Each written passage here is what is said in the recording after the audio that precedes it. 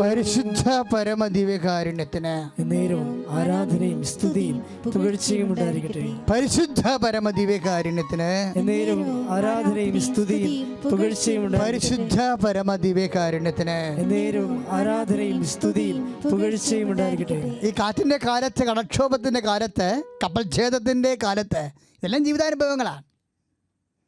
ഈ ജീവിതാനുഭവങ്ങൾ ബുദ്ധിയും ബോധമുള്ളവൻ ശ്രദ്ധിക്കണം. ഇതെല്ലാം 17-27 വേണ്ടിയാണ് നടപടി പുസ്തകം. അവനവനും ഓരോരുത്തരും അവനവൻ്റെ അനുഭവത്തിലൂടെ ദൈവത്തെ കണ്ടെത്താൻ വേണ്ടിയാണ്. ഇപ്പോൾ അപ്പോസ്തലൻ്റെ അവസ്ഥ എന്താണ് കണ്ടില്ലേ? പൗലോസ് അപ്പോസ്തലൻ ഈ ക്രേത്തയിലെ കപ്പലിലുണ്ട്. അപ്പോഴേ പൗലോസ് അപ്പോസ്തലൻ പറയുന്ന റിപ്പോർട്ടിംഗ് ആണ് ലൂക്ക എഴുതിയിരിക്കുന്നത് അക്കൗണ്ട് നടപടി പുസ്തകത്തിൻ്റെ. ഇപ്പോൾ ഒരു അക്കൗണ്ടിൽ പറയണത് ഇപ്പോൾ 27-20 എന്താ പറയണമെന്നറിയാവോ?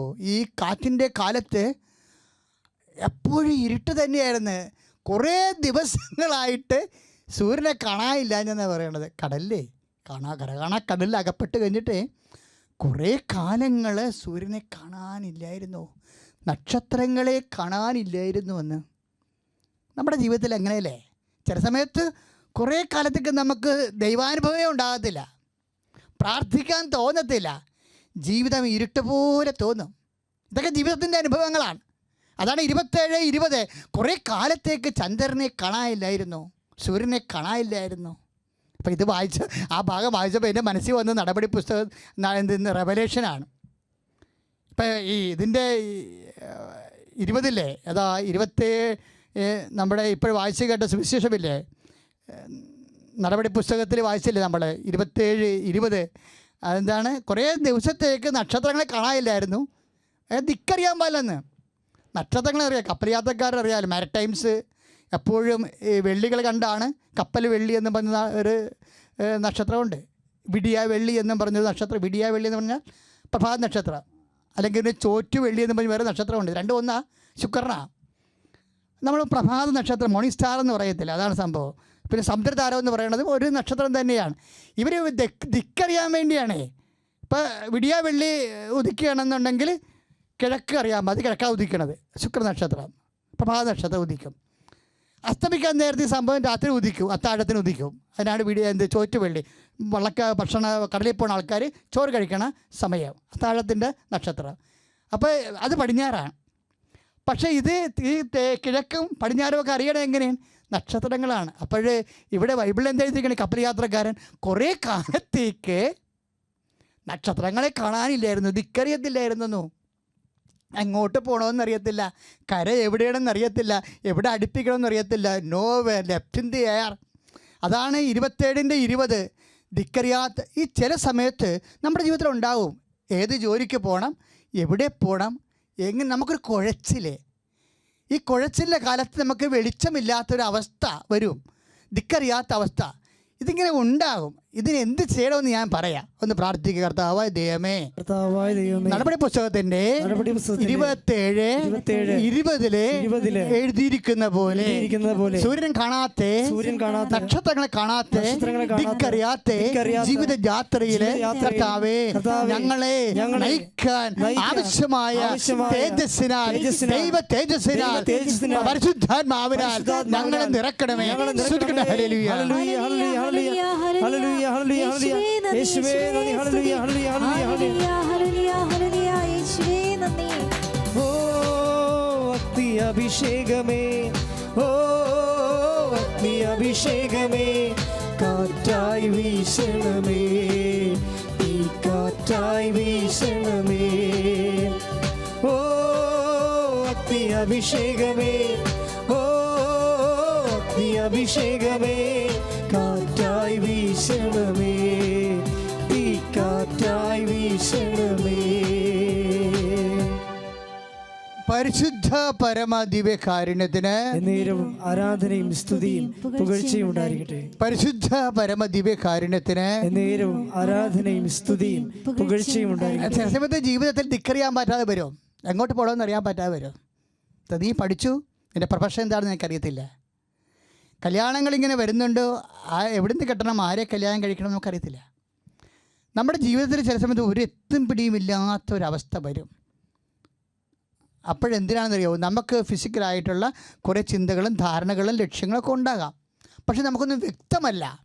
ഇങ്ങനെ വ്യക്തമല്ലാത്ത കാലത്ത് നമ്മൾ എന്ത് ചെയ്യണം?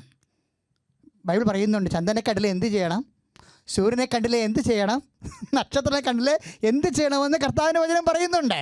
ഇപ്പോൾ 27-ൻ്റെ 20 നമ്മൾ കണ്ടു, കുറേ കാലത്തേക്ക് ചന്ദ്രനില്ല, സൂര്യനില്ല, നക്ഷത്രങ്ങളില്ല എന്ന് പറയും. ദിക്കറിയണില്ല, വെളിച്ചമില്ല, എങ്ങോട്ട് പോകണമെന്ന് അറിയത്തില്ല, ആകെപ്പാടെ അട്ടർ കൺഫ്യൂഷൻ.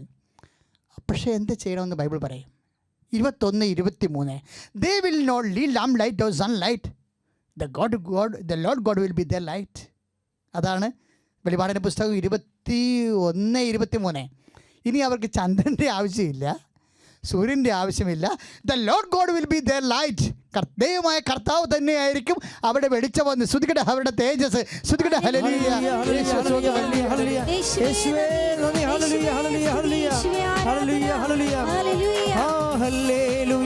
ജയം ഹല്ലേലൂയ, യേശു കർത്താവ് ജീവിക്കുന്നു. ഹല്ലേലൂയ, ജയം ഹല്ലേലൂയ, യേശു കർത്താവ് ജീവിക്കുന്നു, യേശു കർത്താവ് ജീവിക്കുന്നു. അപ്പം ധിക്കറിയാൻ പറ്റാത്ത കാലം ഉണ്ടാകും അല്ലേ? എന്താണ്? ദൈവത്തിൻ്റെ തേജസ്സാണ് അവ ആ സമയത്ത് മനുഷ്യനെ ആശ്രയിക്കേണ്ടത്. മനുഷ്യൻ്റെ ഉപദേശത്തെക്കാൾ ഉപരി ദൈവത്തിൻ്റെ തേജസ്സാണ് മനുഷ്യ. അതാണ് കർത്താവിൻ്റെ തേജസ്സായിരുന്നു അവിടെ വെളിച്ചമെന്ന്. ഇപ്പം നമ്മൾ 21-23 നടപടി വെളിപാടിൻ്റെ പുസ്തകത്തിൽ എന്താ പറയുന്നത്? The Lord God will be there light. ചന്ദ്രനെ കാണാത്തപ്പോൾ, സൂര്യനെ കാണാത്തപ്പോൾ, ചന്ദ്രനെ കാണാത്തപ്പോൾ, ഇരുട്ടിൻ്റെ കാലത്ത് ധിക്കറിയാത്തപ്പോൾ പ്രാർത്ഥനയുടെ സമയമാണത്. അല്ലാതെ വീഡിയോ ഗെയിം കളിക്കേണ്ട സമയമല്ലത്. അല്ലാതെ നമ്മൾ വിനോദം കളിക്കേണ്ട, ചീട്ട് കളിക്കേണ്ട, റമ്മി കളിക്കേണ്ട സമയമല്ലത്. കൊറോണ കാലം ധിക്കറിയാത്ത കാലമാണ്. അത് പ്രാർത്ഥനയുടെ സമയമാണ്. ദൈവത്തിനെ തിരിച്ചറിയണം. അതാണ് 27 ഈ നടപടി പുസ്തകത്തിൽ 27-20 പൗലോസ് ആ സമയത്ത് എന്താ ചെയ്തെന്നറിയാവോ? നമ്മൾ 27-29 വരുമ്പോൾ അതിമനോഹരമായ കാഴ്ചയുണ്ട്. ഈ കപ്പൽ യാത്ര 27-29 വരുമ്പോഴേ പറയണത്, ഈ ഇരുട്ടിൽ പോയി ഞങ്ങളുടെ കപ്പൽ ഏതെങ്കിലും പാറക്കെട്ടിൽ ഇടിച്ച് തകരുമോ ഞങ്ങൾക്ക് തോന്നി. കുടുംബം അങ്ങനെ ഇടിച്ച് തകരുമല്ലോ. ഇപ്പം എല്ലാം ഡൈവേഴ്സൊക്കെ വരണില്ലേ, പല കുടുംബങ്ങളിലും ആവശ്യമുള്ളവരും ഇല്ലാത്തതിനൊക്കെ എല്ലാം ഡൈവേഴ്സ് എന്ന് പറഞ്ഞാൽ തൊട്ട കൈക്ക്. അപ്പോൾ അങ്ങനെ ഇടിച്ച് തകരണ സമയത്തുണ്ടാവും. കാരണം നിസ്സാര കാര്യം, നല്ല കുടുംബങ്ങളൊക്കെ നിസ്സാരമ സമയത്തൊരു വിവാഹം കൊണ്ട് ഇടിച്ച് കയറണ കാണാം. അപ്പോഴേ പൗലോസ് എന്താ ചെയ്തത്? ഇങ്ങനെ ഇടിച്ച് കയറണ സമയത്ത് വന്നപ്പോൾ എല്ലാവർക്കും സംഭവിക്കാം. ഇപ്പം ലോറി നഷ്ടപ്പെടും, കുടുംബം ഇടിച്ച് തകരും അല്ലേ? പലരും ഇങ്ങനെ ഒരുമിച്ചൊക്കെ നിൽക്കുന്ന സ്നേഹം കൊണ്ടല്ലേ, സാമ്പത്തിക വരുമാനമൊക്കെ കൃത്യമായിട്ട് കിട്ടണതുകൊണ്ടാണ്. ഇല്ലാതെ വരുമ്പോഴേക്കും ഓരോരുത്തർ ലക്ഷണം വരണത്. എല്ലാം ഇങ്ങനെ പണ്ട് കുറുക്കൻ നിലച്ചായത്തിൽ വീണ് വിഷ്ണുവായിരിക്കണ പോലെയുള്ള വേഷംകെട്ടുകളാണ്. ജീവിതത്തിലൊരു അനുഭവങ്ങൾ വരുമ്പോഴാണ് സ്നേഹമായിരുന്നോ ഉണ്ടായിരുന്നത്, അഥവാ പൈസയുടെ പണത്തിൻ്റെ അഡ്ജസ്റ്റ്മെൻറ്റിൽ അങ്ങനെ കഴിഞ്ഞുകൂടി പോവുകയാണോ എന്നൊക്കെ. ഇതുപോലെ കാറ്റും കോളും ഒക്കെ വരണം. നമ്മുടെ പെയിൻ്റ് ഇളകണ സമയം ഉണ്ടാകണം. എന്തിനാണെന്നറിയോ? Whether you are sincere or not in front of God, ദൈവത്തിന് മുമ്പിൽ ആത്മാർത്ഥമായ വിശ്വാസത്തിൻ്റെ ജീവിതം തന്നെയാണോ നീ നയിക്കണത്, അതോ നിൻ്റെ ദൈവം ധനമാണോ എന്നറിയാൻ വേണ്ടി ഇതുപോലെ നിങ്ങൾ ഇതാ ലോകത്തിൻ്റെ അധികാരി വരണം എന്ന് ഈശോ പറഞ്ഞില്ലേ? ലോകത്തിൻ്റെ അധികാരികൾ വരും, കൊറോണയായിട്ട് വരും, ചിലപ്പോൾ രോഗമായിട്ട് വരും. ഇതാ ലോകത്തിൻ്റെ അധികാരി വരുന്നു, അവന് എൻ്റെ മേൽ കാര്യമൊന്നുമില്ലെന്നാണ് കർത്താവ് പറഞ്ഞത്. വിശ്വാസത്തിൻ്റെ മേലെ ഒരു കൊറോണയ്ക്ക് ഒരു കാര്യമില്ല. മനുഷ്യപുത്രൻ എഴുതപ്പെട്ടിരിക്കുന്ന പോലെ കടന്നു പോകുമെന്ന് കർത്താവ് പറഞ്ഞില്ലേ? ലോകത്തിൻ്റെ അധികാരിയൊക്കെ വരുമ്പോഴങ്ങനെയാണ്. ഇപ്പോൾ 22 ലൂക്കാ സുവിശേഷകത വായിക്കണതാണ്. അപ്പോൾ ഇങ്ങനെ ഓരോരോ കാലത്തേക്ക് പോലെ ഇരുട്ടിൻ്റെ ശക്തികൾ വരും. പക്ഷേ എൻ്റെ മേൽ കാര്യമില്ല, വിശ്വാസത്തിന് മേൽ അവന് കാര്യമില്ല, തൊടാൻ പറ്റത്തില്ല. അവരെക്കുറിച്ചൊരു കാഴ്ചപ്പാട് ദൈവത്തിനുണ്ട്. അതുപോലെ അവൻ കടന്നു പോകത്തുള്ളൂ, ദൈവം അവനെ നയിക്കത്തുള്ളൂ. കൈയടിച്ച് കടന്നു ഹല്ലേലൂയ. ലോകത്തിന്റെ അധികാരി വരുന്നു, അവൻ എൻ്റെ മേൽ കാര്യമൊന്നുമില്ല.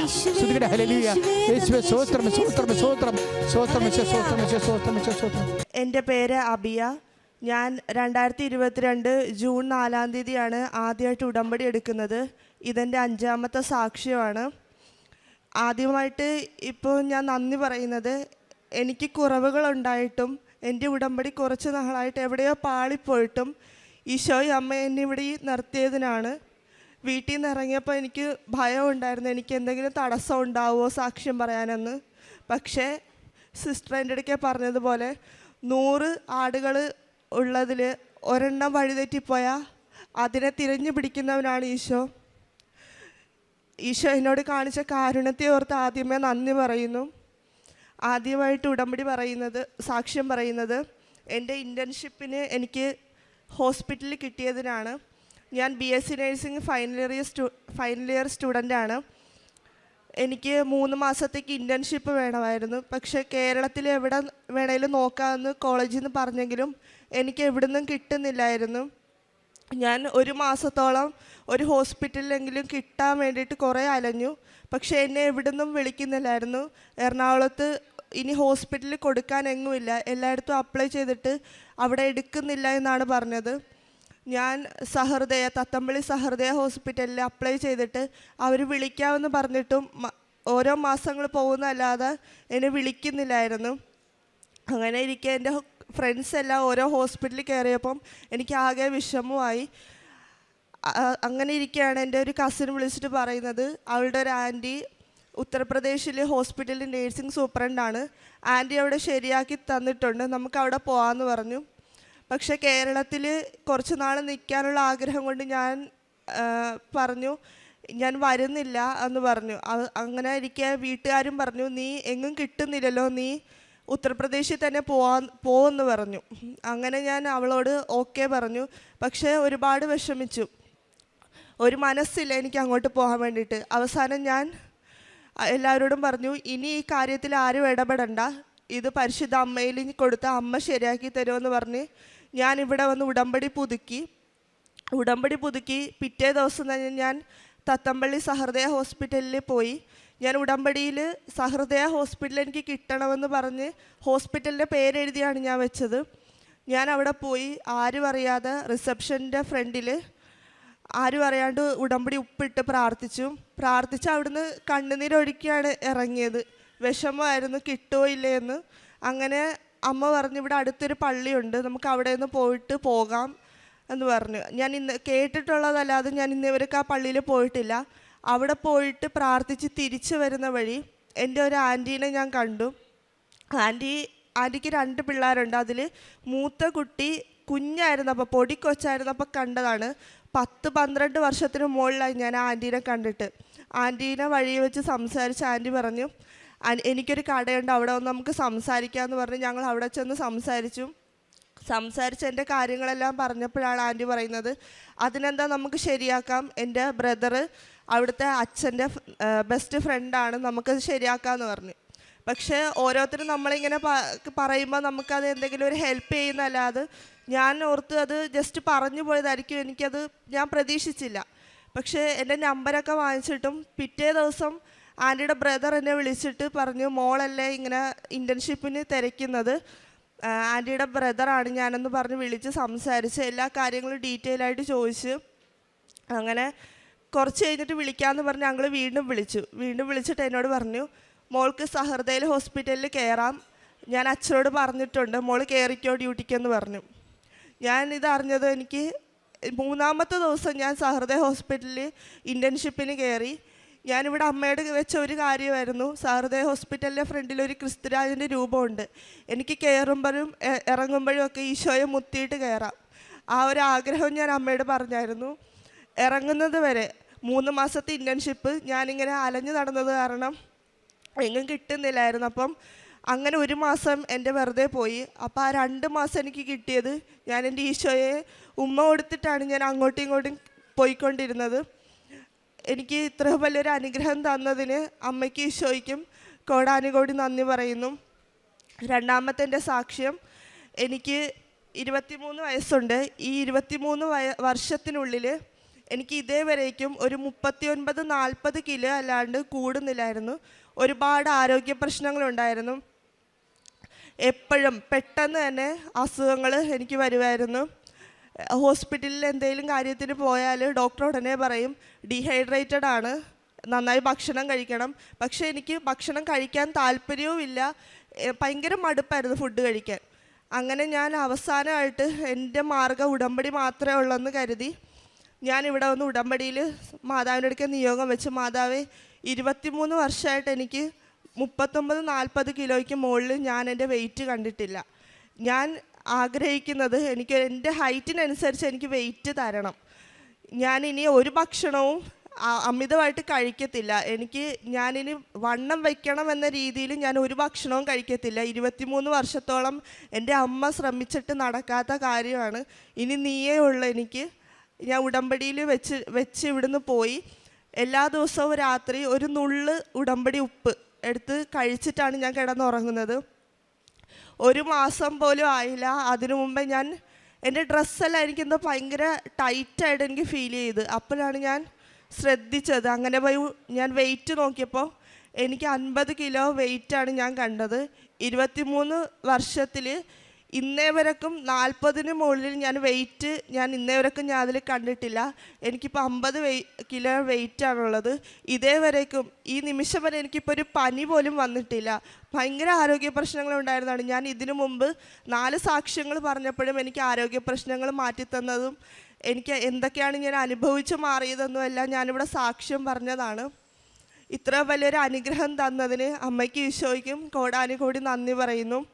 ഞാൻ പ്രേക്ഷിത പ്രവർത്തനമായിട്ട് ഇവിടുന്ന് പത്രം വാങ്ങിച്ചുകൊണ്ട് പോയി മാനസികാരോഗ്യ കേന്ദ്രത്തിലും അതുപോലെ ക്യാൻസർ വാർഡിലും അറിയാത്തവർക്ക്, ആർക്കാണ് കൃപാസനത്തെ അറിയാവുന്നവർക്ക് ഞാൻ ഒരിക്കലും കൊടുക്കത്തില്ല. അവരിവിടെ വരുന്നതാണ്. ആരാണ് അറിയാത്തവർക്ക് തിരഞ്ഞു പിടിച്ച് ഞാൻ കൊടുക്കും. അറിയാവുന്ന പറയുന്നവരിൽ നിന്ന് പത്രം ഞാൻ ചോദിക്കും, ഞാനിത് വേറെ ആർക്കെങ്കിലും കൊടുത്തോട്ടെ, നിങ്ങൾക്ക് അറിയാവുന്നതല്ലേ എന്ന് പറയുമ്പോൾ ഞാനത് തിരിച്ച് വാങ്ങിച്ചിട്ട് വേറെ അറിയാത്തവർക്ക് തിരഞ്ഞു പിടിച്ച് ഞാൻ അലഞ്ഞിട്ടാണേലും ഞാൻ കൊടുക്കും. ഞാൻ അങ്ങനെയാണ് പ്രേക്ഷിത പ്രവർത്തനം ചെയ്യുന്നത്. അതുപോലെ കാരുണ്യ പ്രവൃത്തിയായിട്ട് ഭക്ഷണം വാങ്ങിച്ചു കൊടുക്കും. പൈസയിൽ ബുദ്ധിമുട്ടുന്നവർക്ക് എൻ്റെ കയ്യിലുള്ളത് എന്താണോ, ചിലപ്പോൾ ഞാനത് കഴിക്കാൻ വെച്ചിരിക്കുന്നതായിരിക്കും, പക്ഷേങ്കിലും എൻ്റെ വിശപ്പ് ഞാൻ മാറ്റി വെച്ചിട്ട് ഞാൻ അവർക്ക് വേണ്ടിയിട്ട് അത് ഉപയോഗപ്പെടുത്തും. ഇത്രയും വലിയ അനുഗ്രഹങ്ങൾ തന്ന അമ്മയ്ക്കും ഈശോയ്ക്കും കോടാനുകോടി നന്ദി പറയുന്നു. എൻ്റെ പേര് പ്രിൻസി മാർട്ടിൻ. ഞാൻ അബിയയുടെ അമ്മയാണ്. ഞാൻ 2018 ഇവിടെ ആദ്യമായി വന്ന് ഉടമ്പടി എടുത്തത്. 17 പുതുക്ക് കഴിഞ്ഞെൻ്റെ ഇത് ഇവിടെ അൾത്താരയിൽ പറയുന്നത് 8ാമത്തെ സാക്ഷ്യമാണ്. 7 സാക്ഷ്യങ്ങളും വലിയ വലിയ സാക്ഷ്യങ്ങളായിരുന്നു ഞാൻ പറഞ്ഞത്. ഇതിപ്പം ചെറുതായിട്ട് തോന്നുമെങ്കിലും എനിക്ക് വലിയൊരു സാക്ഷ്യമാണ്. എനിക്ക് ഒരു 3 മാസത്തിന് മുമ്പ് എൻ്റെ പ്രൈവറ്റ് പാർട്ടിൽ ഒരു മുറിവുണ്ടായി. അപ്പോൾ ഞാൻ 2-3 ഡോക്ടർമാരെ കാണിച്ചപ്പോൾ ഡോക്ടർ പറഞ്ഞത് അത് ഉള്ളിൽ മുറിവുണ്ടെങ്കിൽ നമുക്ക് സ്കാൻ ചെയ്തിട്ട് സർജറി ചെയ്യേണ്ടി വരും എന്നായിരുന്നു. പക്ഷേ എനിക്ക് ഭയമില്ലായിരുന്നു. കാര്യം ഉടമ്പടിയിലാണ് എന്ത് കാര്യവും മാതാവിൻ്റെ സാന്നിധ്യത്തോട് ചെയ്യുന്നത് കൊണ്ട് എനിക്ക് ഭയമില്ലായിരുന്നു. വീട്ടിലെല്ലാവർക്കും അത് ഇരിക്കാനൊക്കെ ഭയങ്കര ബുദ്ധിമുട്ടും വേദനയുമായിരുന്നു. അപ്പോൾ ഞാൻ പറഞ്ഞ് മാതാവുണ്ടല്ലോ, എനിക്ക് സാധിച്ചേരും, ഞാൻ അൾത്താരയ്ക്കൊരു സാക്ഷ്യം പറയും, മാതാവ് എനിക്ക് സുഖപ്പെടുത്തും എന്ന് വിശ്വസിച്ചു. ഉടമ്പടി തൈലം അതിൻ്റെ മുകൾ വശമായിട്ടിട്ട് പ്രാർത്ഥിച്ചു. അങ്ങനെ 3 മാസം വേദനയോട് സഹിച്ചു. ഡോക്ടർമാരെ മാറി മാറി കാണിച്ചിട്ട് ഇതാണ് പറയുന്നത്, സ്കാൻ ചെയ്യാൻ. നമ്മൾ സ്കാൻ ചെയ്യാൻ ഞാൻ പോകത്തില്ല, പരിശുദ്ധ അമ്മ ഇതെനിക്ക് മാറ്റിത്തരും എന്ന് വിശ്വസിച്ചു. ഇപ്പം എനിക്ക് യാതൊരു കുഴപ്പമില്ല. എങ്ങനെ ആ മുറിവ് ഉണങ്ങിയെന്നും ആ വേദന മാറിയെന്നും എനിക്ക് തന്നെ അറിയത്തില്ല. എനിക്കറിയാമായിരുന്നു പരിശുദ്ധ അമ്മ മാറ്റും. കാര്യം 7 സാക്ഷ്യം നീ അൾത്താരയിൽ പറഞ്ഞതാണ്, 8ാമതും എന്നെ കയറ്റും എന്നെനിക്ക് നല്ല ഉറപ്പുണ്ടായിരുന്നു. അതുകൊണ്ടാണ് ഈ ഒരു സാക്ഷ്യത്തിനായിട്ടാണെങ്കിൽ പോലും ഞാനിവിടെ വന്ന് ഈ സാക്ഷ്യം പറയുന്നത്. പിന്നെ ആത്മീയത എന്ന് പറയുന്നത് ഭയങ്കര ഒരു സമാധാനമാണ് ഞങ്ങളുടെ കുടുംബത്തിൽ. കാര്യം ഞാൻ, എൻ്റെ മകള്, ഇളയ മകൾ 3 പേരും ഉടമ്പടി എടുത്തതാണ്. അവർ 2 പേരും നേഴ്സിംഗ് സ്റ്റുഡൻ്റാണ്. അവർക്ക് വേണ്ടി ഇപ്പം ഉടമ്പടിയിൽ നിയോഗം വെക്കാറില്ല. കാര്യം അവർ 2 പേരും ഉടമ്പടിയിലാണ്. അപ്പം ഞാൻ പറയും, നിങ്ങൾ ഉടമ്പടി കൃത്യമായിട്ട് പാലിച്ച് എല്ലാ കാര്യങ്ങളും ചെയ്ത് നിങ്ങൾ നിങ്ങളുടെ കാര്യം സാധിച്ചെടുക്കണം. ഞാൻ മറ്റുള്ളവർക്ക് വേണ്ടി ഉടമ്പടിയിൽ വെക്കും. കാര്യം രോഗികളായിട്ടുള്ള ഒരുപാട് പേര് നമ്മളോട് പറയും. അതെല്ലാം ഞാൻ വെച്ചാണ് ഞാൻ പ്രാർത്ഥിക്കുന്നത്. അവർക്ക് വേണ്ടി ഞാനിപ്പോൾ ഉടമ്പടിയിലൊന്നും എഴുതാറില്ല. കാര്യം അവർ ഉടമ്പടിയിലാണ്, അവർ തന്നെ അത് കൃത്യമായിട്ട് ചെയ്ത് എടുക്കണമെന്ന് എനിക്ക് ഉറപ്പായിരുന്നു. അങ്ങനെ ആത്മീയതയിൽ ഭയങ്കര കുടുംബസമാധാനം. അതായത് നമുക്ക് ഒന്നുമില്ല, സാധാരണ ഒരു കുടുംബമാണ്. ഞങ്ങളുടെ അപ്പ കാർപ്പൻ്ററാണ്. പക്ഷേ എങ്ങനെയാണെന്നറിയാം, എനിക്കൊരു ജോലിയില്ല. പക്ഷേ പിള്ളേരുടെ വിദ്യാഭ്യാസം എന്താണേലും സാമ്പത്തികമായിട്ട് നമ്മൾ വിഷമിക്കാൻ ഇടവരത്തില്ല. അതിനു മുന്നേ തന്നെ നാളത്തെ കാര്യം പരിശുദ്ധ അമ്മ അത് ക്രമീകരിക്കുന്നുണ്ടായിരുന്നു. അതുകൊണ്ട് നമുക്ക് നല്ല ഒരു ഉറപ്പായിരുന്നു. കാര്യം പിന്നെ ഭയമാണ്. പ്രാർത്ഥനയിലൊരു ശകലം ഞങ്ങൾ കുറവ് വരുത്തിയാൽ ഞങ്ങൾക്ക് ഭയമാണ്. കാര്യം പെട്ടെന്ന് തന്നെ അതിലോട്ട് തന്നെ ഞങ്ങൾ പെട്ടെന്ന് വരും. ഒന്നും ഉഴപ്പാൻ ഞങ്ങൾക്ക് ഭയങ്കര ഭയമാണ്. പ്രാർത്ഥന അല്ല, അധികം മറ്റുള്ള കാര്യങ്ങൾ ചെയ്യുന്നതിൽ. ഇവിടെ പ്രേക്ഷിത പ്രവർത്തനത്തിനാണേലും ഞങ്ങൾ ഇവിടുന്ന് പോകുമ്പോൾ തന്നെ പ്രൈവറ്റ് സ്റ്റാൻഡിലൊക്കെ ഇറങ്ങിയിട്ട് പത്രം ഞാൻ കൊടുക്കുന്നതെന്ന് പറയുമ്പോൾ ഞാൻ 7 സാക്ഷ്യം പറഞ്ഞതാണെന്നും എനിക്ക് കിട്ടിയ അനുഭവങ്ങളൊക്കെ പറഞ്ഞാണ് ഞാൻ കൊടുക്കുന്നത്. എനിക്ക് വലിയ അനുഭവങ്ങൾ, എൻ്റെ ചെവിക്ക് കേൾവിയില്ലാണ്ടൊക്കെ അത് പിന്നെ സർജറി പറഞ്ഞിട്ടിട്ട് അവിടെ പൂർണ്ണ സൗഖ്യം കിട്ടിയതാണ്, അതൊന്നും ഇല്ലാതെ. അപ്പോൾ അതൊക്കെ ഞാൻ ഒന്നേന്ന് എല്ലാവരോടും ഇച്ചിരി നേരം നിന്നിട്ട് പറഞ്ഞിട്ടാണ് ഞാൻ കൊടുക്കുന്നത്. പ്രൈവറ്റ് സ്റ്റാൻഡിലൊക്കെ പോയാൽ അവിടെ ഇരിക്കുന്നവരുടെ അടുത്ത് പോയിരുന്നവരൊക്കെ ചിലപ്പം നമുക്ക് ബുദ്ധിമുട്ടുള്ള കാര്യങ്ങളൊക്കെ പ്രതികരിക്കുമായിരിക്കും. എന്നാലും ഞാനതൊക്കെ പറഞ്ഞ് മനസ്സിലാക്കും. ഒന്ന് വായിച്ചോ, കളയണ്ട, ഒന്ന് വായിച്ചോ. പിന്നെ ഇതുപോലെ മോള് പറഞ്ഞതുപോലെ അറിയുന്നവർക്ക് കൊടുക്കത്തില്ല. കൃപാസനത്തിൽ പോയോ, പത്രം കിട്ടിയോ എന്ന് പറയാം, അതും തിരിച്ച് മേടിച്ചിട്ട് അറിയാത്തവർക്ക് ഞങ്ങൾ കൊടുക്കും. അങ്ങനെയാണ് ചെയ്യുന്നത്. പിന്നെ കാരുണ്യപ്രവൃത്തി എന്ന് പറയുന്നത് ഇപ്പോൾ സ്കൂൾ തുറക്കുന്ന സമയമൊക്കെ ആണെങ്കിൽ നമ്മുടെ മക്കളെ പഠിപ്പിക്കാൻ ഞങ്ങൾ എന്തുമാത്രം ബുദ്ധിമുട്ടുന്നു, അതുപോലെ വേദനിക്കുന്നവർക്ക് ഞാൻ പഠനോപകരണങ്ങളൊക്കെ വാങ്ങിച്ചു കൊടുക്കും. പിന്നെ ക്യാൻസർ രോഗികൾ ഉള്ള വീടുകളിലാണേലും ഹോസ്പിറ്റലിലാണേലും ചെന്ന് ഞങ്ങളെ കൊണ്ട് കഴിയുന്ന സാമ്പത്തിക സഹായമൊക്കെ ചെയ്തു കൊടുക്കും. സാമ്പത്തികമായിട്ടും ശരിക്കും ഞങ്ങളേലും ബുദ്ധിമുട്ടുന്നവർക്ക് വീട്ടാവശ്യത്തിനുള്ള സാധനങ്ങളൊക്കെ 3 പേരും കൂടെ ഞങ്ങൾ ഒന്നിച്ചും ഷെയർ ചെയ്തും ഒക്കെ ഞങ്ങൾ വാങ്ങിച്ചു കൊടുക്കും. മക്കളാണെങ്കിൽ അവർ പഠിക്കുന്ന ബാംഗ്ലൂരാണേലും അവിടെയൊക്കെ പോയി അവർ വഴിയിലിരിക്കുന്നവർക്ക് ആഹാരം മേടിച്ചു കൊടുക്കുകയും ബെഡ്ഷീറ്റ് വാങ്ങിച്ചു കൊടുക്കുകയും എല്ലാം ചോദിക്കുമ്പോൾ ഞാൻ സമ്മതത്തോടെ എന്ത് വേണേലും ചെയ്തോളാൻ വേണ്ടി അവർക്ക് സമ്മതം കൊടുക്കും. അതുകൊണ്ട് ഞങ്ങളുടെ ജീവിതത്തിൽ ഒരുപാട് ആത്മീയതയിൽ പറയാനാണെങ്കിൽ ഒത്തിരി സമാധാനവും സന്തോഷവും. അതാണ് ഇപ്പം ഞങ്ങൾക്കൊരു ടെൻഷനില്ല. പഠിച്ചു കഴിഞ്ഞ് ഇനിയെല്ലാം പരിശുദ്ധ അമ്മയുടെ കരങ്ങളിൽ ഏൽപ്പിക്കും. അടുത്ത കാര്യങ്ങൾ അമ്മയോട് ചോദിച്ചിട്ട് നിങ്ങൾ ചെയ്യാനാണ് ഞാൻ മക്കളോട് പറയുന്നത്. അത് അവരെന്താഗ്രഹിക്കുന്ന ആ ഉദ്യമങ്ങളിൽ എത്തിക്കുമെന്ന് ഞങ്ങൾക്ക് ഉറപ്പുണ്ട്. പരിശുദ്ധ അമ്മയ്ക്കും തിരുക്കുമാരനും ഈ അൾത്താരയിൽ കെട്ടി 8ാമത്തെ സാക്ഷ്യത്തിന് എന്നെ ഇവിടെ ഒരുക്കിയതിന് അമ്മയ്ക്കും തിരുക്കുമാരനും 1000 നന്ദി പറയുന്നു. എൻ്റെ പേര് അതുൽ വിജയ്. ഞാൻ ആയിരന്തി ലിറ്റിൽ ഫ്ലവർ ഇടവകയിൽ നിന്ന് വരുന്നു. ഞാനിവിടെ പറയാൻ വരുന്ന സാക്ഷ്യം എൻ്റെ വിസ കിട്ടിയതിനെ കുറിച്ചാണ്. ആദ്യം തന്നെ ഞാൻ ഉടമ്പടി എടുത്തത് 18 മാർച്ച് 2023 ഞാൻ ഉടമ്പടി എടുത്തതിൻ്റെ കാരണം എൻ്റെ B2 ഫുൾ മോഡ്യൂൾ കിട്ടാൻ വേണ്ടിയാണ്. ഞാൻ ഉടമ്പടി എടുത്ത് ഫസ്റ്റ് തന്നെ എക്സാം കൊൽക്കട്ടയിലാണ് പോയത്. എക്സാം കുഴപ്പമില്ലായിരുന്നു. 3 മോഡ്യൂൾ കിട്ടുമെന്ന പ്രതീക്ഷയിലായിരുന്നു. എക്സാമിൻ്റെ റിസൾട്ട് വന്നപ്പോൾ 1 മോഡ്യൂളേ കിട്ടിയുള്ളൂ. അപ്പോൾ ആകപ്പാട് സങ്കടമായി. പിന്നെ ഞാൻ ഓർത്തു എന്തായാലും 3 കിട്ടുമെന്ന് ഓർത്തതല്ലേ, അപ്പോൾ ഒന്നുകൂടി കൊൽക്കട്ടയിൽ പോയി എഴുതാം എന്നോർത്ത് കൊൽക്കട്ടയിലേക്ക് 2ാമത് എക്സാം ബുക്ക് ചെയ്തു. ആ എക്സാം 2ാം വട്ടം കൊൽക്കട്ടയിൽ ചെന്നപ്പോൾ ഭയങ്കര പാടായിരുന്നു. ഒന്നും മനസ്സിലായൊന്നുമില്ലായിരുന്നു. അപ്പോൾ എനിക്ക് മനസ്സിലായി എക്സാം എന്തായാലും തോറ്റു പോവും എന്നോർത്തു. അങ്ങനെ ഞാൻ റിസൾട്ടിന് വേണ്ടി വെയിറ്റ് ചെയ്തു. എക്സാം കിട്ടിയില്ല. അപ്പോൾ മനസ്സ് മൊത്തം അടുത്തിട്ട് ഞാൻ പിന്നെ ഓർത്തു ട്രിവാൻഡ്രത്ത് ഓരോ മൊഡ്യൂൾ വീതം 2 ഡേറ്റ് എടുക്കാമെന്ന് ഓർത്തു. അങ്ങനെ ട്രിവാൻഡ്രത്ത് ആദ്യം തന്നെ എക്സ്പ്രഷനും പിന്നെ ലേസനും എടുത്തു. എക്സ്പ്രഷൻ എക്സാം എനിക്ക് അവിടെ ചെന്നപ്പോൾ എൻ്റെ പാർട്ട്ണർ നല്ലപോലെ സംസാരിക്കുകയും എനിക്ക് അപ്പാടെ ഒരു ടെൻഷനായിട്ട് എന്ത് ചെയ്യണമെന്ന് അറിയാതിരിക്കുമായിരുന്നു. അപ്പോൾ പാർട്ട്ണർ സംസാരിച്ചുകൊണ്ടിരിക്കുമ്പോൾ അവർ പറഞ്ഞു, കുറേ നന്നായിട്ട് സംസാരിച്ചു. അപ്പോൾ അവിടുത്തെ സാറ് വന്നിട്ട് പറഞ്ഞു, നിങ്ങൾ ടോപ്പിക്കിൽ നിന്ന് മാറിപ്പോകുന്നു എന്ന് പറഞ്ഞു. എന്നിട്ടും പാർട്ട്ണർ സംസാരിച്ചുകൊണ്ടിരുന്നിട്ട് അവർ പറഞ്ഞ് നിർത്തിക്കുമെന്ന് പറഞ്ഞു. അപ്പോൾ എനിക്കും ടെൻഷനായിപ്പോയി. ഞാനോർത്ത് ഈ എക്സാമും പോയി എന്നോർത്ത് പിന്നെ പ്രാർത്ഥിച്ചിട്ട് സംസാരിക്കാൻ തുടങ്ങി. അപ്പോൾ കുറച്ചൊക്കെ തെറ്റി, പിന്നെ കുറച്ചൊക്കെ പറയുകയും ചെയ്തു. പറഞ്ഞ് പിന്നെ ഞാനോർത്തു ദൈവത്തിൻ്റെ കൈ കൊടുത്ത് റിസൾട്ട് വരുന്നവരെ വെയിറ്റ് ചെയ്യാമെന്ന് ഓർത്തു ഇരുന്നു. എന്നിട്ട് റിസൾട്ട് വന്നപ്പോൾ പാസ്സായി. അത് കഴിഞ്ഞിട്ട് പിന്നെ ലേസൺ എക്സാമും ഞാൻ ഓർത്തു എക്സാം വന്നപ്പോൾ പാസ്സാകുന്ന മാർക്കുണ്ട്. പക്ഷേ വീട്ടിൽ ചെന്ന് നോക്കാം, എക്സാം എഴുതി കഴിഞ്ഞ് വീട്ടിൽ ചെന്ന് നോക്കിയപ്പോൾ അയ്യോ ഞാൻ ചെയ്ത ഉത്തരങ്ങൾ 2-3 തെറ്റാണല്ലോ, ഇനി പാസ്സാകുമോ എന്ന് അറിഞ്ഞുകൂടാ എന്ന് പറഞ്ഞാൽ അപ്പോഴേ ടെൻഷൻ അടിച്ചു. പിന്നെ എക്സാമിന് പോകുന്ന വഴിക്ക് ഞാൻ എക്സാം ഹാളിൻ്റെ അവിടെ വെഞ്ചരിച്ച് ഉപ്പും എണ്ണയും പുരട്ടിയിട്ടായിരുന്നു പോയത്. പിന്നെ കാശ് രൂപ എടുത്തായിരുന്നു. അങ്ങനെ പ്രാർത്ഥിച്ച് ഞാൻ വീട്ടിൽ വന്നപ്പോൾ അമ്മയ്ക്കൊക്കെ പറഞ്ഞു. അപ്പോൾ അമ്മയൊക്കെ പറഞ്ഞ് പ്രാർത്ഥിച്ചോ കിട്ടുമെന്ന് പറഞ്ഞു. അങ്ങനെ റിസൾട്ട് വന്നപ്പോൾ ലേസനും കിട്ടി. പിന്നെ ഞാൻ ഷൈബൻ ഒരു 3-4 വട്ടം അറ്റംപ്റ്റ് ചെയ്തു, കിട്ടിയില്ല. അപ്പോൾ പിന്നെ എൻ്റെ ഒരു ഫ്രണ്ട് പറഞ്ഞ് എന്തായാലും നീ കുറേ നാളായിട്ട് ട്രൈ ചെയ്യുകയല്ലേ, ഞാൻ നിനക്ക് വേണമെങ്കിൽ ഒരു ഇൻ്റർവ്യൂ അവിടെ ഞാൻ വർക്ക് ചെയ്യുന്ന അവിടെ സെറ്റ് ചെയ്ത് തരാം, നിനക്ക് താല്പര്യം ഉണ്ടോ എന്ന് ചോദിച്ചു. അപ്പോൾ ഞാൻ പറഞ്ഞു ചെയ്തോ എന്ന് പറഞ്ഞു. അങ്ങനെ ആൾ എനിക്ക് അവിടെ ഹോസ്പിറ്റലുമായിട്ട് കണക്ട് ചെയ്ത് ഇൻ്റർവ്യൂ റെഡിയാക്കി തന്നു. ഞാൻ അവിടെ ചെന്നു. ഞാൻ ഓൺലൈൻ വഴി ഇൻ്റർവ്യൂ ചെയ്തു. ഇൻ്റർവ്യൂ ചെയ്തപ്പോൾ അവർ ചോദ്യങ്ങൾ ചോദിച്ചപ്പോൾ ചിലതൊക്കെ എനിക്ക് പറഞ്ഞു, എന്നാലും ചില ഉത്തരങ്ങളൊക്കെ തെറ്റായിരുന്നു. അപ്പോഴും ഒരു കൺഫ്യൂഷനായിരുന്നു, ഇൻ്റർവ്യൂ കിട്ടുമോ ഇല്ല എന്ന്. പിന്നെ 2 ആഴ്ച കഴിഞ്ഞപ്പോൾ അവർ പറഞ്ഞു നീ പാസ്സായിട്ടുണ്ടെന്ന് പറഞ്ഞു. എന്നിട്ട് പിന്നെ ഞാൻ കോൺട്രാക്റ്റ് വരാൻ വേണ്ടി വെയിറ്റ് ചെയ്യുമായിരുന്നു. കോൺട്രാക്റ്റ് വന്ന് കഴിഞ്ഞപ്പോൾ ഞാൻ അധികം ശ്രദ്ധിച്ചില്ല.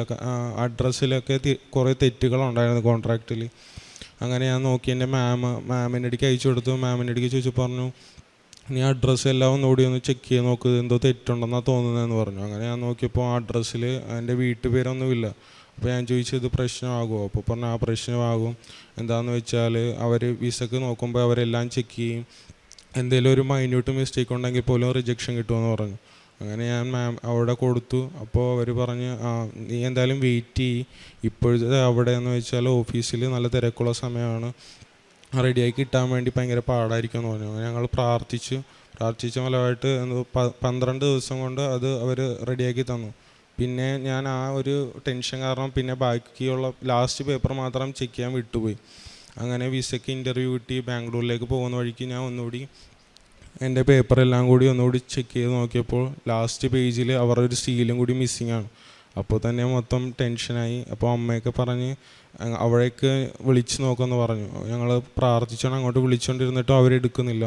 ഒരു 5-8 വട്ടം വിളിച്ചു, എന്നിട്ട് അവരെടുക്കുന്നില്ല. അവിടുത്തെ ടൈം ഡിഫറൻസ് കൊണ്ട് നേരം വെളുത്ത് വരുന്നേ ഉണ്ടായിരുന്നുള്ളൂ. അപ്പോൾ ഞാൻ അങ്ങോട്ട് ചോദിച്ചപ്പോൾ അവർ അനക്കമില്ലാത്തതുകൊണ്ട് ഞാൻ എൻ്റെ ആ ഫ്രണ്ടിനെ തന്നെ വിളിച്ചു. അപ്പോൾ അവൾ പറഞ്ഞു ഞാൻ ആ മാമുമായിട്ട് ഒന്ന് മെസ്സേജ് അയച്ച് നോക്കട്ടെ, കിട്ടുമോയെന്ന് അറിഞ്ഞുകൂടാമെന്ന് പറഞ്ഞു. അങ്ങനെ അവൾ കിട്ടുന്നില്ല, അടുത്തൊരു മാമിൻ്റെ നമ്പർ തരാം, ആ മാമിന് മെയിൽ അയച്ച് നോക്കുമെന്ന് പറഞ്ഞു. അങ്ങനെ ഞാൻ മെയിൽ അയച്ചപ്പോൾ മാം പറഞ്ഞു ഇത് എനിക്ക് ചെയ്യാൻ പറ്റത്തില്ല, മറ്റേ മാമിന് തന്നെ ചെയ്യാൻ പറ്റത്തുള്ളൂ എന്ന് പറഞ്ഞു. അങ്ങനെ ഞാനപ്പോൾ ടെൻഷനായിട്ട് മാമിൻ്റെ അടുക്ക് പറഞ്ഞപ്പോൾ മാം പറഞ്ഞ് ഞാൻ ഒന്ന് ഡിസ്കസ് ചെയ്ത് നോക്കട്ടെ മറ്റുള്ളവരുമായിട്ട് എന്ന് പറഞ്ഞ് പോയി. കുറച്ച് കഴിഞ്ഞപ്പോൾ വന്നിട്ട് പറഞ്ഞു ഇത് ഞങ്ങളുടെ ഭാഗത്തുനിന്ന് പറ്റിയ തെറ്റാണ്. ഞങ്ങളപ്പോഴും നല്ലപോലെ പ്രാർത്ഥിച്ചുകൊണ്ടിരിക്കുകയായിരുന്നു. ഞാനും അമ്മയും നിരന്തരമായിട്ട് കൊന്ത ചൊല്ലിയും വിശ്വാസ പ്രമാണം എന്തെല്ലാം മാതാവൊക്കെ ചൊല്ലി പ്രാർത്ഥിച്ചുകൊണ്ടിരിക്കുകയായിരുന്നു. മാം വന്നിട്ട് പറഞ്ഞു ഇത് ഞങ്ങളുടെ ഭാഗത്തുനിന്ന് പറ്റിയ മിസ്റ്റേക്കാണ്, ഇവിടുത്തെ കോൺട്രാക്റ്റിൽ സീലുണ്ട്, നിനക്ക് അയച്ചതിലാണ് സീലില്ലാതെ വന്നത്, ഞാനത് PDF ആയിട്ട് നിനക്ക് അയച്ചു തരാം, നീ അത് കളർ പ്രിൻ്റ് ഔട്ട് എടുത്ത് അവിടെ കൊടുത്താൽ മതിയെന്ന് പറഞ്ഞു. അങ്ങനെ ഞാൻ അത് അവിടെ കൊണ്ട് സബ്മിറ്റ് ചെയ്തപ്പോൾ എൻ്റെ ഒരു ഫ്രണ്ട് പറഞ്ഞു ലാംഗ്വേജ് വാലിഡിറ്റി ഇപ്പോൾ 1 ഇയർ ആണ്, എന്തായാലും നിൻ്റെ 1.6ഉം 1.4 1.3 ആണല്ലോ, അപ്പോൾ റിജക്ഷൻ കിട്ടാൻ നല്ല ചാൻസ് ഉണ്ട്. എന്താണെന്ന് വെച്ചാൽ ഇപ്പോൾ കൂടുതൽ ഇന്ത്യക്ക് അങ്ങോട്ടുള്ളത് കൊണ്ട് അവർക്ക് ഈ ലാംഗ്വേജ് അറിയാൻ പാടില്ലാതെ പിള്ളേർ ചെല്ലുന്നതുകൊണ്ട് കുറേയൊക്കെ ക്യാൻസൽ ചെയ്യുവാണെന്ന് പറഞ്ഞു. അപ്പോഴും ടെൻഷനായി. അപ്പോൾ അമ്മയും ഞാനും എല്ലാവരും കൂടി പ്രാർത്ഥിച്ചു. ഞാൻ എപ്പോഴും പള്ളിയിൽ പോകുമ്പോഴും പ്രാർത്ഥിച്ചു. അങ്ങനെ പ്രാർത്ഥിച്ച് കഴിഞ്ഞ ആഴ്ചയിൽ എനിക്ക് വിസ വന്നു. ഞാൻ ഈ ലാസ്റ്റ് വീക്കിൽ പോവുകയാണ്, ഈ ആഴ്ച ലാസ്റ്റിൽ പോവുകയാണ്. പ്രേക്ഷിത പ്രവർത്തനം എന്ന് പറയുമ്പോൾ ഞാൻ വഴിയോരത്ത് കാണുന്ന ആൾക്കാർക്ക് സാമ്പത്തികം സഹായിക്കുകയും പിന്നെ എനിക്ക് പറ്റുമ്പോഴൊക്കെ ഞാൻ ഇൻ്റർനെറ്റിൽ വചനത്തിൻ്റെ വീഡിയോ എടുത്ത് ഇങ്ങനെ പോസ്റ്റ് ചെയ്യാറുമുണ്ട്. കുമ്പസാരിക്കുന്നത് ഞാൻ മാസത്തിൽ പറ്റുമ്പോൾ ഒരിക്കലെങ്കിലും മാക്സിമം പോയി കുമ്പസാരിക്കാൻ നോക്കുന്നുണ്ട്. പണ്ട് ഞാൻ ഓൾട്ടർ ബോയ് ആയിരുന്നുകൊണ്ട് മിക്കപ്പോഴൊക്കെ തന്നെ കുമ്പസാരിക്കാൻ പോകുമായിരുന്നു. പിന്നെ എല്ലാ ദിവസവും തന്നെ പള്ളിയിൽ പോകും. പിന്നെ എപ്പോഴും പ്രാർത്ഥിക്കുകയും കിടക്കുന്നതിന് മുമ്പ് കൊന്തയൊക്കെ ചൊല്ലുകയൊക്കെ ചെയ്യുമായിരുന്നു. ഈശോയ്ക്കും അമ്മയ്ക്കും എനിക്ക് ചെയ്തു തന്ന അനുഗ്രഹങ്ങൾക്ക് 1000 നന്ദി.